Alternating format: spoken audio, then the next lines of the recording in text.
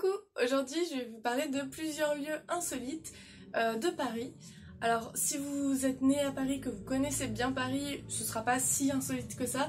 Je m'adresse surtout peut-être aux personnes qui veulent un peu découvrir Paris mais sans forcément aller au Louvre, à Notre-Dame ou à la Tour Eiffel. Donc je vous laisse sur la vidéo. La première sortie, c'est le trampoline park de Massy-Palaiseau. C'est un nouveau trampoline park qui vient d'ouvrir, je crois que c'est le plus grand d'Europe, il est hyper grand et c'est trop cool.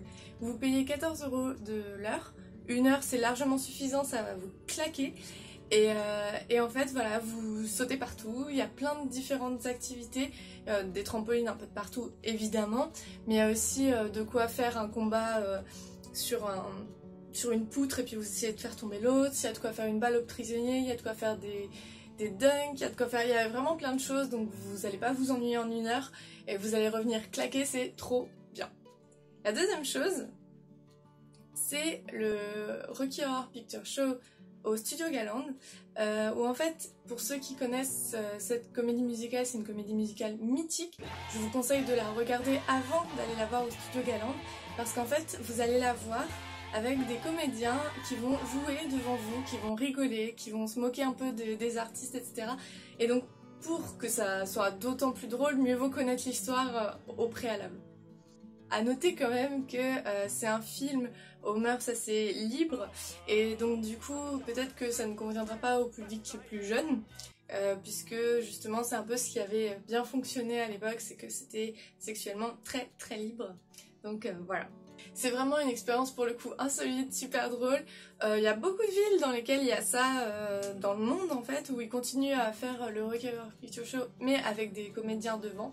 Voilà, c'est un peu une tradition et donc je vous conseille d'aller regarder celle de Paris. Le Studio Galand, il me semble que c'est 12 € le prix d'entrée.